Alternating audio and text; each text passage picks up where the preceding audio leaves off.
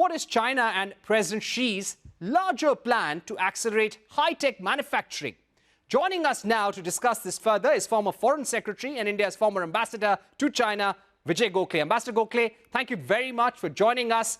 Let me begin by asking you, Donald Trump has spoken about making America great again, making products in America, but Xi Jinping and China are coming up with a Make in China plan for 2025. Tell us more about it and what do you think? Thank you for having me on the program, Parikshit. As you know, recently there have been a tariff war between China and the United States, with both the countries slapping very substantial tariffs on each other.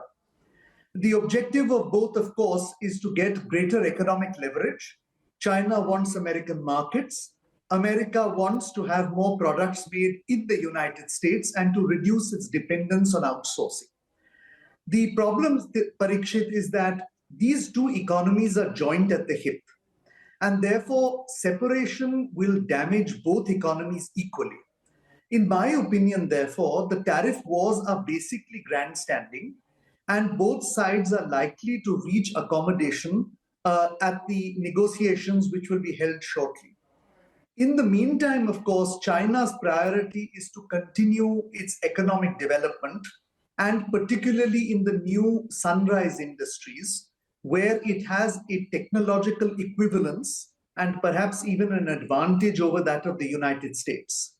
So, in my opinion, the real competition between the United States and China will not be in the old industries, but in the technology industries and on the question of currency. As you know, the United States dollar is today the only real global reserve currency. And the Chinese are determined that at some time in the near future, the renminbi should become a reserve currency. And therefore, I see a competition not only on technologies, but on the issue of currency.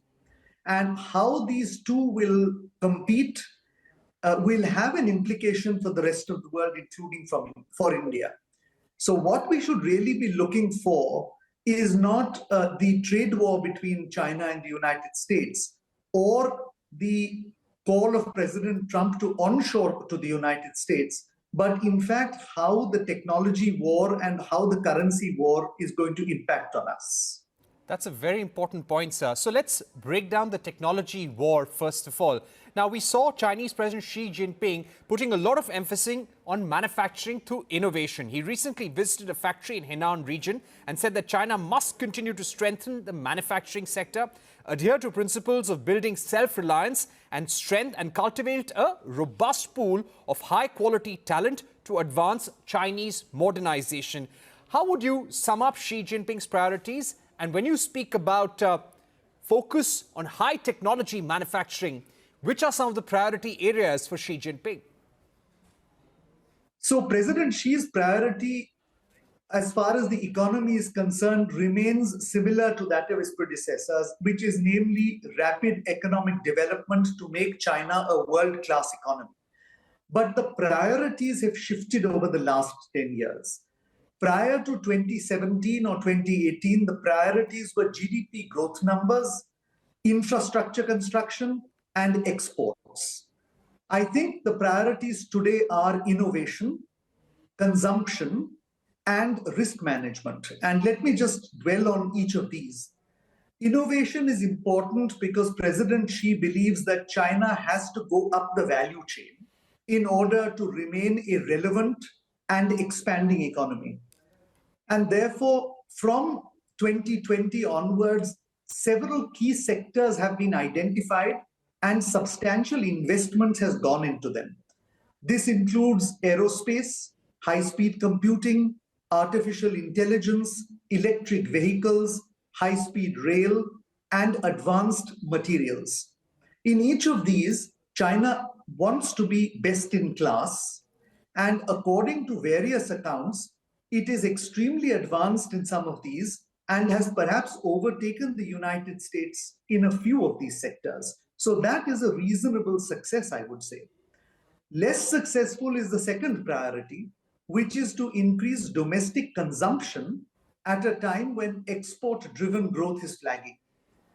Here, the president introduced the policy known as dual circulation, which was basically intended to stimulate domestic spending. However, due to a variety of reasons, including the falling GDP growth, the falling demographics, and also a stagnant savings for the domestic household, domestic consumption has really not picked up. And this is essential if China is to sustain 5 to 6% annual growth in the face of falling exports. The third priority is particularly important because President Xi is talking of risk management.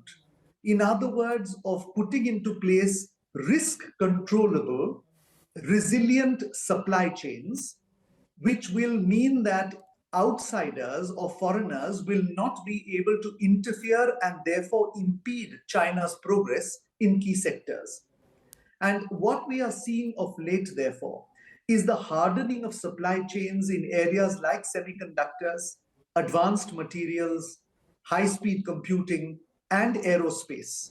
The objective is that in addition to competing with the United States, it wants to deny the United States the ability to disrupt that supply chain. So I would say these are President Xi Jinping's priorities. He has had some success and some setbacks, but overall, I think the Chinese economy is still at a stage when it can grow substantially. Whether it actually overtakes the United States or not is a matter of conjecture. I wouldn't like to speculate upon at this time. Right. You know, there are no winners in a trade war, it is often said, Ambassador Gokhale. But when we speak about the US-China trade tensions, they have arrived at a truce. The contours of a trade deal, how much the tariffs will go down, what products will get more market access, all that seems to be yet to be worked out.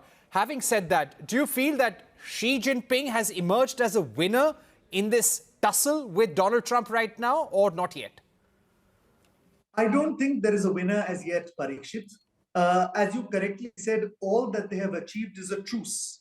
But even the contours of the deal, let alone the details of any trade deal, have yet to be revealed. As I said, because the two economies are joined at the hip, each side well understands that if it imposes tariffs which are extremely punitive, it will hurt them as well as the intended target. So my sense is that sooner rather than later, the two sides will come to some understanding in this area, and that will mean good news for the rest of the world. Notwithstanding that, however, we have to presume that in some cases, tariffs will remain. These might affect global supply chains. And therefore, in terms of Indian industry, we should be looking at which these sectors are and what, if any, impact there will be on India. As I said, the real competition between the United States and China is going to be in technology, because both sides are building what is called small yards with high fences. In other words, fencing off core technologies with barriers that are so high that it will theoretically be impossible for the other side to breach it to steal that technology. Now, the impact on the rest of the world, including India, will be significant because until now, we had the capacity to choose which technologies we wish to use and perhaps even to mix up the two where it suited us. But when these two major technology powers are at loggerheads, we might face a situation where if we use the technology of one, we are automatically denied the use of technology or equipment or intermediate goods relating to that technology by the other. And in the long run, I think that really pushes up costs for us. It imposes a cost on the economy, and we need to start thinking about it. So now, to speak about the Global South, India has emerged as the voice of the Global South. But at the same time, we have seen China and 10 ASEAN nations completing negotiations on version 3.0 of China-ASEAN Free Trade Area Agreement. How do you think this will drive closer linkages between China and ASEAN, and what will be the impact on India? So ASEAN is a major economic bloc at the crossroads of the Indo-Pacific, and China began to develop economic links with them from the mid-1990s. So in fact, by the end of the second decade of this century, China was deeply linked with the economies individually of the 10 or now 11 ASEAN countries, as well as ASEAN as a whole. And this has been deepened further because China is now, along with the ASEAN countries, an RCEP partner. As you know, India was also to join, but declined to join eventually. Now, as far as I'm concerned, China's relationship with ASEAN is important. But at the same time, ASEAN itself is seeking to diversify. They don't wish to become dependent, wholly dependent on the Chinese economy. And for this reason, they have engaged with us politically and economically. And I think they still remain keen that India should join RCEP, or if that is not possible, to improve upon the India-ASEAN FTA. I have always felt that our not joining RCEP may not have been an entirely wise decision, but of course that is for the government of the day to decide. What I do feel, however, is that we should not look to an India-ASEAN FTA solely from the angle that this gives easier access for China to dump goods in India. That is certainly one concern. It needs to be addressed. But we have to look at the broader picture. ASEAN is a population of 560 million people with a GDP roughly the same as India's, and an increasingly prosperous market. Not being in that market will, in a sense, disadvantage us, particularly because this is an economy in our proximity. And if the Indo-Pacific is India's karma bhumi, as it were, the platform for action in the next 10 to 15 years, then we simply cannot afford to ignore ASEAN, irrespective of whether China has good, fair or poor relations with them. I'd like to speak about the recent India-Pakistan conflict, where we led Operation Sindoor targeting terror camps in Pakistan. How close was the cooperation between China and Pakistan during this conflict, according to you, Ambassador Gokhale, because you're a very close China watcher? How has China's political influence in Pakistan increased since 2014, 2015? Well, Pakistan has always been seen as a strategic asset since the early 1960s. And China has systematically cultivated Pakistan for a variety of reasons. Firstly, because it is, in a sense, at least in Chinese minds, a counterbalance to us. Second, it is a gateway to the Arabian Sea. And in a sense, it is one possible solution to their Malacca dilemma. Thirdly, they prefer that it is not part of the United States camp, because US military bases in Pakistan are seen by China as a threat to their national security. And lastly, of course, they believe that Pakistan's friendship will help in controlling ethnic fundamentalism in their own ethnic borderlands. So there are a number of reasons for this strategic relationship. We are just one of them. Now, really speaking, since 2015, all these reasons have become important to China. And China has decided to invest economically and strategically through what we know as the so-called China-Pakistan Economic Corridor. And I presume that this will get even more important for China now, because by the end of this decade, the PLA Navy, the Chinese Navy, is likely to have either a permanent or semi-permanent presence in the Indian Ocean. We know that the third carrier group is already being tested, and once it is fully seaworthy, it is likely to be deployed in the Indian Ocean. For that to be done, China needs friendly ports of call where it does overhaul and repair and so on and so forth, replenishment of supplies. They have a base in Djibouti, but Gwadar will become increasingly, in my opinion, a sort of base where the Chinese Navy will do its replenishments and repairs. That makes it even more of a strategic partner. So I would think that China's influence in Pakistan is slated to grow politically, economically, and militarily.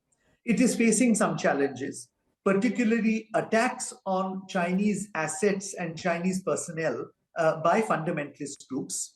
It is also concerned at Pakistan's economic decline and its inability to pay for some of these projects.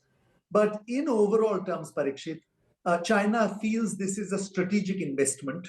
It's not looking to get every dollar back so long as it gets advantages in terms of national security. And that is the fundamental basis for this relationship.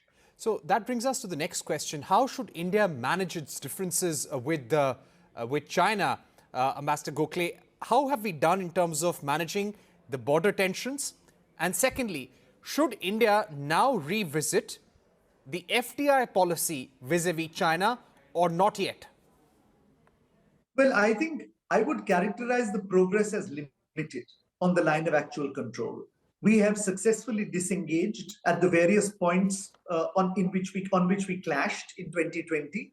But to my knowledge, we have not yet gone to the second stage of de-escalation, which is moving troops back to agreed distances so as to further minimize the possibility of conflict. If you look at other parts of the relationship, we have resumed the pilgrimage, but we have not yet resumed direct flights, and the visa restrictions are still in place. On the trade side, the imbalance continues, and I don't think China is as yet ready to tackle this as a political issue. And so far as other economic activities are concerned, news that is coming out in bits and pieces suggests that some form of an informal sanctions is also being imposed against India. We hear news that critical tunnel boring equipment for metro systems has been blocked, export of equipment.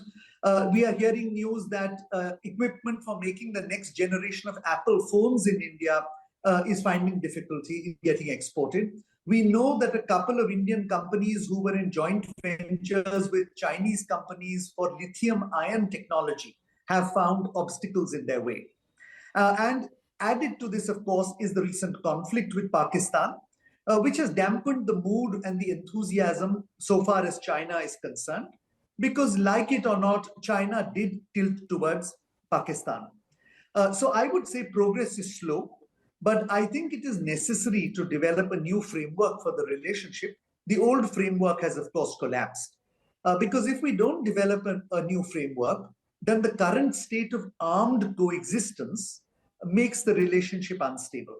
To the extent that you have a new political, economic, and structural framework, that relationship is easier to manage. I do believe, however, that there is wisdom on both sides. And I'm quite confident that our government is already thinking of steps to be taken to rebuild, or not to rebuild, to build a new framework. Right. What would be that new framework? Because clearly there are challenges in India's neighborhood. We are seen as an alternative to China. We want to rise up as a global manufacturer, Ambassador Gokhale. But what do we need to do vis-a-vis China and also for our own self-reliance globally as well? And that would be my final question to you. Well, I think it's very difficult to predict what the framework will be. I think India's objectives are first and foremost to have a predictable relationship. You don't want it to be unpredictable. Secondly, you would like it to be a relationship based on the understanding that neither side will use force or threaten to use force, so that you use those resources better for economic development. And thirdly, I think we would like to leverage China's economy for our development, but that will depend on whether China is keen on investing in real terms. What do I mean by that? I mean, we would like to see greenfield Chinese investment, not investment in what is environmentally dirty industries or in the old manufacturing processes. And in the new areas, we would like to see some technology transfer, not simply an assembly plant in India, which is intended really to sell in the Indian market. If this can be something that China can consider, they will see that India responds positively. And at that time, I'm sure our FDI policy will reflect that. At this stage, however, I'm a little reluctant to advocate the cause for relaxing our FDI policy, simply because, in my opinion, China continues to look at us principally as a market, and its entire effort is market penetration and not partnering India in terms of industrial development or economic growth. Thank you very much, Ambassador Vijay Gokhale, for joining us. That was the former Foreign Secretary decoding China and Xi Jinping's game plan.